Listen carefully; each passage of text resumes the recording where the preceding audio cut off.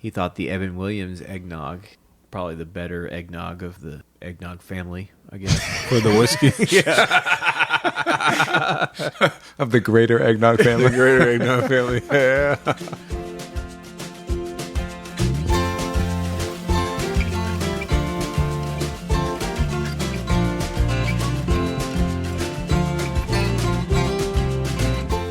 Hello, and welcome everyone to episode 42 of The Mashup, the best bourbon conversation you're going to hear all week long. We're your hosts, Michael, Anthony, and Steven.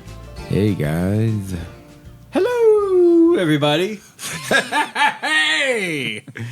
Oh, so, we've been talking about these intros. I laugh so much in the intro side of things that I now have to bury my head into the microphone or into the couch. Yeah, we all have to kind of go somewhere else. So that I have to, go in a different place mentally so I can get through it. And I love it. I love every minute of it. I need my moment.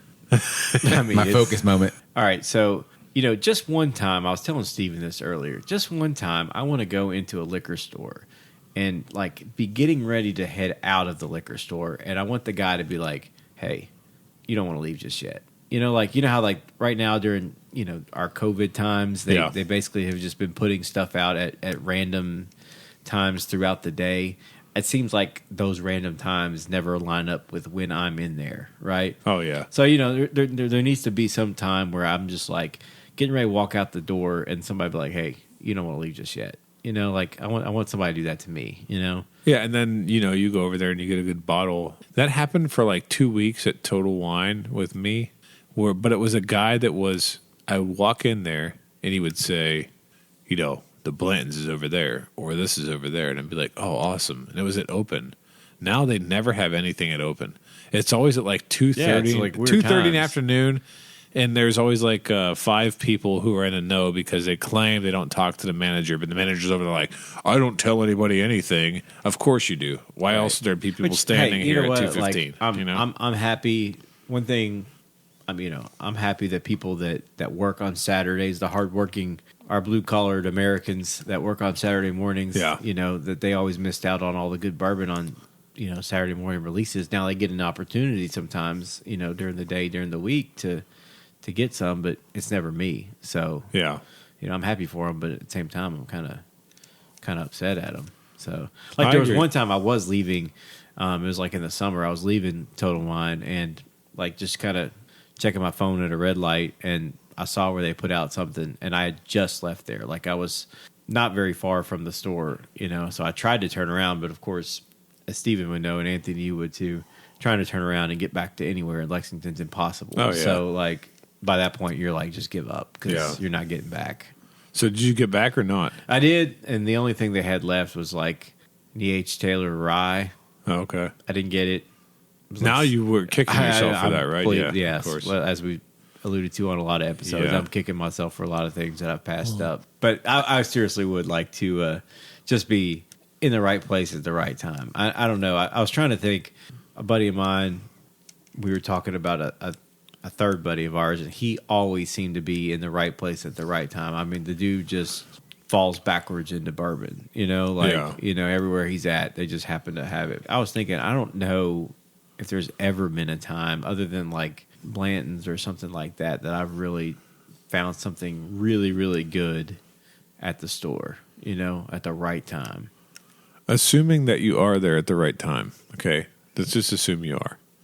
And it's your lucky day, and you get a really nice fall bottle of bourbon. We say the fall bottle bourbon release season. What do you do with that bottle? Because for me, I always save those kind of things, and I think about getting together with family and sharing those bottles with family and friends. And so the holiday season usually ends up being the place where a lot of those bottles get open. I don't know about you guys, if you can get your hands on them. Oh, if I find something good that I don't really care about, I'm selling it. I don't care. So there you go. Sentimental feelings, and you're I'm selling that. No. He just killed the mood. He did. Oh, my gosh. I'm sorry, I am. I was starting to get in the spirit. I was up in Ohio at one time, and I found that Elijah Craig 18, and I really don't care at all about Elijah Craig 18, but you know what? I bought it, but I immediately turned around and sold it, and I don't even care. And so, since he doesn't care, we're going to review that bottle on the podcast, and you're going to realize how wrong you are. That's fine. $160 later, I'll be happy to take my money and run on Well, that. So. in current market, it's $220 to $230. Well, so exactly. Speaking of EC18, we have a new bottle this week. yeah. And we kind of picked this bottle for kind of the upcoming holiday season, to where you want to share bottles with family and friends that may not be into, your high proof bourbons. So you mean to tell me that my mom's not going to want to drink George T. Stagg like at 140 proof? I mean, I don't know if you want the after effect of that. Yeah, that's true. That's true, yeah. Yeah. So this week we have a bottle of Ballotin Chocolate Mint Whiskey. This whiskey is an interesting one.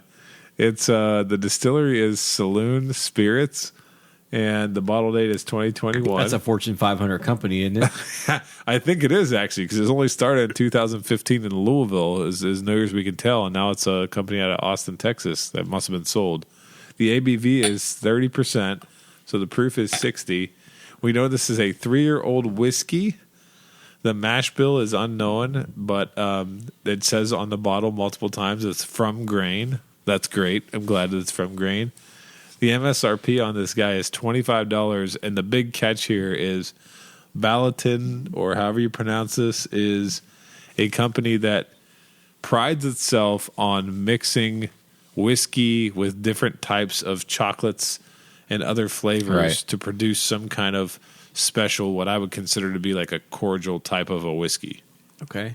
All right. I like that idea. If you guys haven't noticed, we're in episode 42 now, and Stephen kind of has a tradition of pouring the whiskey the bourbon as we talk about the bottle. And, usually you hear it hit the bottle, hit the glass, and then you hear the nice pour into the glass. If you heard that one, it probably sounded like a cluck, cluck, cluck, cluck, cluck, cluck. So I'm interested to find out if we're actually drinking some good whiskey or motor oil here. But the bottle itself is actually, I feel like we've seen this bottle before. Is that a Stag Junior you have there? I don't believe it's a Stag Junior. I believe it's a Russell Reserve. Is it Russell Reserve? No, I don't believe it's that a single barrel pick? I believe it is a Wild Turkey rare breed or a Hartfield and Company. Oh, right, one of their white labels. Yeah, yeah, exactly. So if you haven't noticed from what we're alluding to here, this tends to be the generic bottle that everybody seems to like to use, which is a good, it's a good whiskey bottle. But hey, I like to take off for real and fake corks. It's a fake cork. So I'm looking at the bottle here. It doesn't give a lot of information. It just says it is made by Belgian chocolatiers. So they must be using Belgian chocolate in the whiskey there. What is good chocolate? I think Belgian chocolate's good chocolate. It's supposed to be good. You got the sweet tooth over there. I know, but I don't know anything about the not the high end. The cacao seed. Yeah, it's not Hershey's. So that's all I know. I love it. It goes into a legacy of sophisticated indulgence by pairing our hand-selected whiskeys with the artisanal flavors of fine crafted chocolate. That sounds very fine. So, I feel like that sounds deep. They can't screw this up, right? No, right. There's no way. This is really good. I thought it was a rye because the label's green, but it turns out it's not. Oh no. The other green, it's mint. That's mint, yeah. It is mint, you're right. Why is mint green too, Is that the grain? Can mint be a grain? It's the plant. It's a plant. The plant is green, but a lot of other plants are green too. So Get out of town. all grains are plants, but not all plants are grains, I think is how that would go, right? Is that a bourbon and whiskey comparison? It is, yes. So I don't know what the grain is that they're using, so we haven't figured that out yet, right? I'm just glad somebody thought, hey, let's put chocolate inside of bourbon and figure out what happens. Well, not bourbon, whiskey. Sorry. So is this a finish? They drop a Belgian chocolate into the barrel, or I wonder how that works. No, they drop a bourbon chocolatier in there. Okay. Yeah, we don't know because it doesn't say what they do. Right. But because it's not bourbon, they could pretty much do whatever they want, right? But it is, whiskey. I mean, when you're dealing with saloon spirits, it's, you don't know what you're going to get. So our first introduction to this was, I would say, 4 years ago, maybe? Yeah, probably, yeah. So we were at our favorite watering hole, Roosters, and that was when Yuengling was finally introduced to the Kentucky market. About damn time. I know it. So for $4, we got a nice pint glass of it on tap, and we got a sample of this whiskey, but I think we had the bourbon ball flavor. Also, shout out to our favorite waitress. at the time that sold us on this. Steven damn near fell out of a chair over here. So, we would go to Roosters quite a bit, and we always had seemed like we had the same waitress every time. And she had just this very distinct Overbite? I think it was an underbite. Or an underbite. Underbite that just kind of made her look like a fish, And, like those commercials with the bitter beer face? That's kind of what she had, I had a science teacher. She was like super that. nice and a great waitress. All right, so let's we tipped her well, and she did very very good. So shout out to her. She sold us on the Ballotin the first time. I think it was more the Yingling. The Yingling That was finally on. Yes, Don't lie, you guys wanted that bourbon. The ball. Ballotin came with it. The You're right. bourbon ball was very good. Yes, it was. No, it was. It was really really Very good. As a matter of fact, I think I even considered buying a bottle after that. Yeah, it was good. I mean, Somebody's buying this stuff because there's a whole lineup of it in Total Wine. Yeah, here's the lineup of the different Ballotin products. They have the chocolate whiskey, the peanut butter chocolate, the caramel turtle, the chocolate mint, the bourbon ball, the chocolate cherry, the chocolate peanut butter. Oh, nice. Wait, wasn't one of them chocolate peanut butter and one of them was chocolate, peanut butter chocolate? chocolate? What was the first Yeah, peanut you're butter? right. Sexual chocolate. The second one was a peanut butter chocolate, and the last one was a chocolate peanut butter. So I guess one What's the has difference more. there? I guess one has more chocolate than peanut butter, and one it's has like more a- peanut butter than chocolate, It's like a high rye and low rye. It's a high chocolate and a low chocolate. or high peanut butter, low peanut butter. I love it. The original, they were peanut butter before Peanut butter was? peanut butter whiskey became cool. Yeah. And when was it? Screwball? Was it Screwball. Screwball? I was going to say Screwball, what's the big peanut butter company now? Well, I know this is going to be a huge surprise, but should we go for our first notes on this chocolate mint whiskey? Well, it smells like chocolate and mint. Here's a better descriptor. Yes. It smells like you open up a bottle of Girl Scout Thin Mints, and then you open up the package, the sleeve of the actual cookie, and you get overwhelmed with mint chocolate smells. That's very deep, and I agree. What do you So think? I would say it's pleasant. So, last episode, some garlic notes from our wilderness trail, and you guys were accusing me of that being remnants of my dinner, right? Yes. So to put it all together, I've got the garlic notes from the wilderness trail, and then this is like the Andes mint they give you at Olive Garden at the end. Okay. That all makes sense, and Right. I agree. And these mints is good. Yeah, I don't like I can't eat. I don't like thin mints. I don't like them. Oh, I love them. But I'll eat that little Andes mint that they give you at the Olive Garden. I could eat a whole pack of those. Those are See, tasty. I couldn't do that. I can Yeah. eat one. Not I the whole can't. pack. Yeah, I would say they Pack. nailed the notes on them. Yeah. Yeah, it's exactly what you think it should smell like. But it smelling like Girl Scout cookies, I think, is a bonus. Mm-hmm. Yeah. Should we go for our first taste? Very sweet. Right off the bat, it is. Oh man, that is sweet. It's very syrupy. Yes. Yeah. That is sweet. I don't like a lot of sweet, and that was a lot of sweet. But I think I have the sweetest tooth of the whole group, Yeah. and I enjoy it.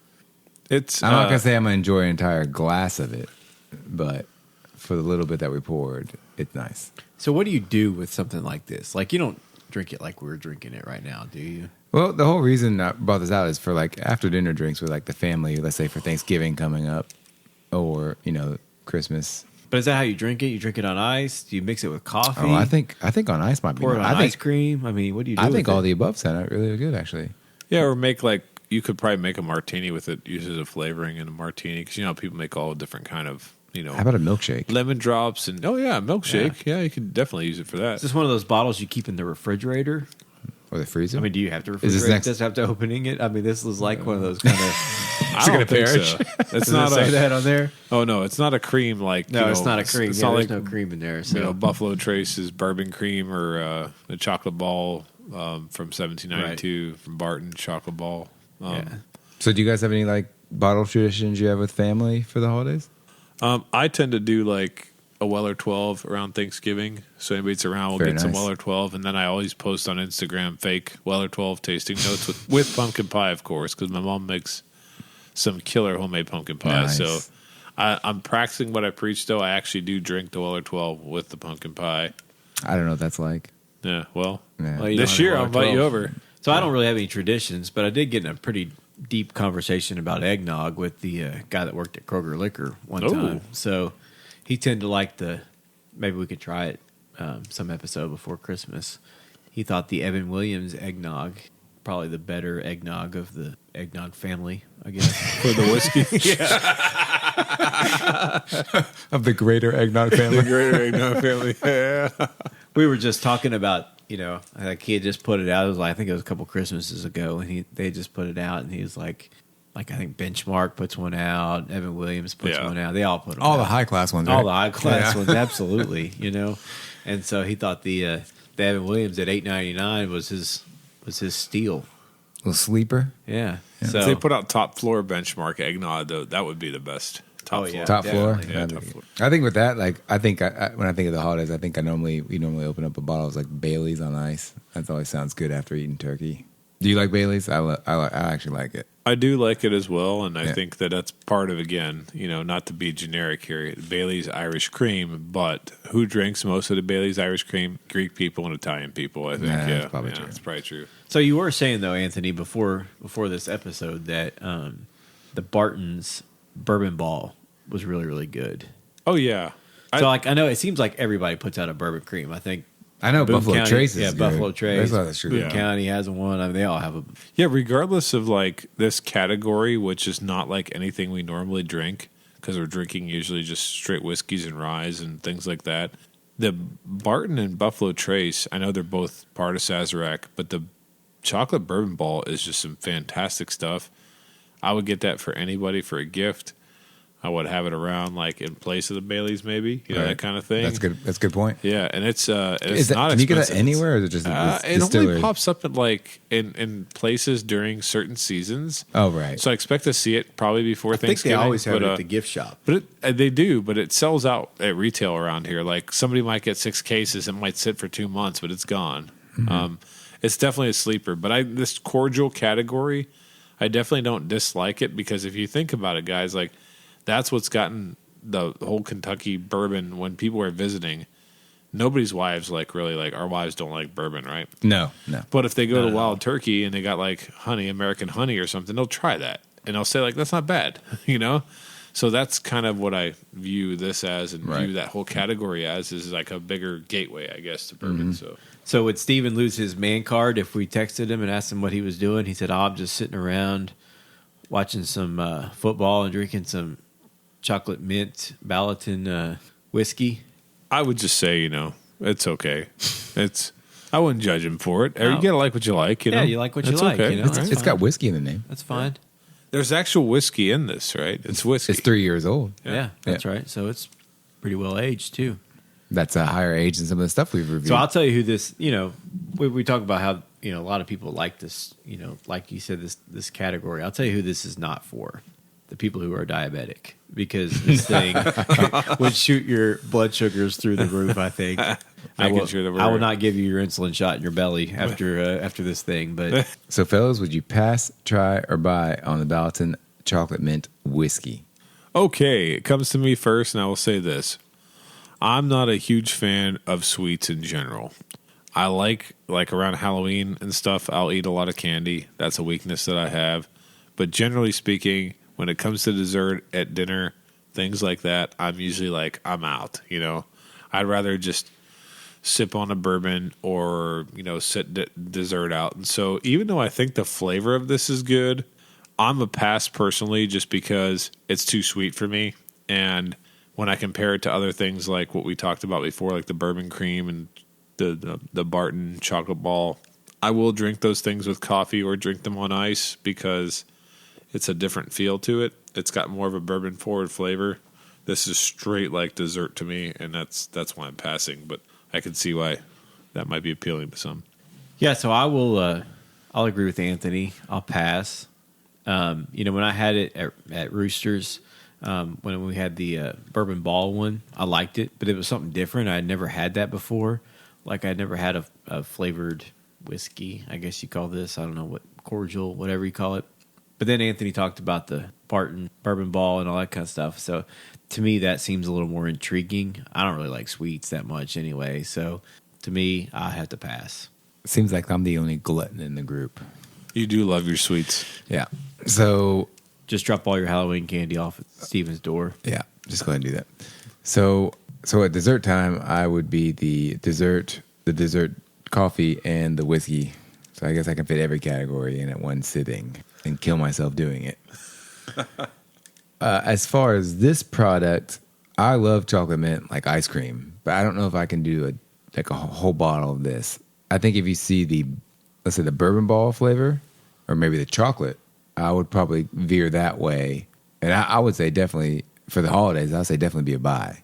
Okay. If you know people in your family that like, desserty type drinks afterwards, I would say buy and put this on ice. But as far as the mint one, as someone with a sweet tooth, I would say try. Okay. And you made a really good point when you were talking about that, because we're thinking about this and we're looking at it in the context of sipping. That's a hard thing to sip. Yeah. But if you are, I guess, mixing it with something or trying to make or create a festive holiday drink, I can see it as a very good ingredient, which might make me closer to a try. But I have to research and stuff the recipes and whatnot of what we could do with it. But I definitely think it has potential that way. That's a good point. It's like you can do a martini, I guess, with this, or that's the only thing I can think of. But I'm sure there's a couple others. I was going to say, I'm sure there's other drinks that people would just be, happy to start trying to mix up with this. So maybe that's a category. I mean, I don't know it very well. I mean, would you just throw this in straight eggnog? Mix it with eggnog? I'm not a big eggnog person, surprisingly, so I don't. I'm not either. So I mean, despite my conversation with the nice man at Kroger, I just kind of acted like I was interested. But I think if it ever catches on, they can say they were the first to it. But I mean, if you look at even this company, they started 2015. Looks like they were already bought and sold here by 2021, and so this is probably really early in this particular category. So who knows? Maybe it'll catch on one day, and Buffalo Trace will have an annual release of the chocolate mint George T. Stagg in the antique collection. What do you think? Well, and I feel like Saloon Spirits, it just belonged in Austin, Texas. It didn't need to be in Louisville, Kentucky anyway, Yeah. Saloons are in Texas. Yeah. So, them getting bought up. I do like that as we were doing our pre-show research on this brand, Anthony was looking at them up, and his first notice was that it is permanently closed. I thought, good start to the episode right there. Yeah. Strong start. Yeah. But it turns out they just moved. That's all. They're still alive and well. Just check out your Total Wine and get you a flavor. And with that, thanks for listening to this week's edition. Please like and follow us on Facebook, Instagram, and Twitter at The Mashup KY. Also, let us know your thoughts on this bottle in the comment section. Until next time, keep it neat.